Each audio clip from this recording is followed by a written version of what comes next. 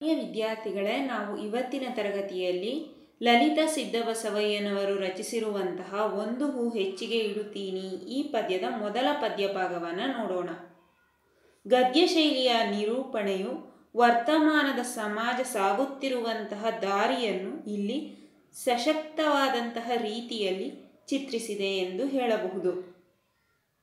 ಮುದುಕಿಗೆ ಭಯ, ಫೋನು ಜಣಗುಟ್ಟುತ್ತಿದೆ ಎಡಬಿಡದೆ, ಎತ್ತಿಕೊಳ್ಳಲೋ ಬೇಡವೋ ಏನೆನ್ನುವಳೋ ಸೊಸೆ, ಜೊತೆಗೆ ಮಗ ಗದರಬಹುದು, ಎಷ್ಟು ಸಲವಮ್ಮ ಹೇಳುವುದು ನಿನಗೆ, ಫೋನು ಮನೆಯವರೆಗೂ ಬರುತ್ತಾಳೆ, ನಿಂತು ನೋಡುತ್ತಾಳೆ.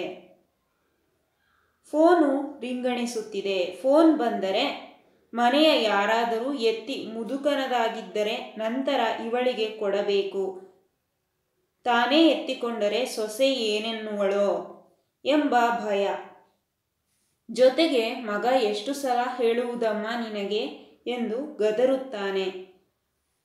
ಜಣಗುಡುತ್ತಿರುವಂತಹ ಫೋನು ಮುದುಕನದೇ ಇರಬಹುದು ಎಂದು ಇಲ್ಲಿ ಮುದುಕಿ ಭಾವಿಸುತ್ತಾಳೆ. ಈ ಸಂದರ್ಭವನ್ನು ನಾವು ಈ ಪದ್ಯ ಭಾಗದಲ್ಲಿ ನೋಡಬಹುದಾಗಿದೆ.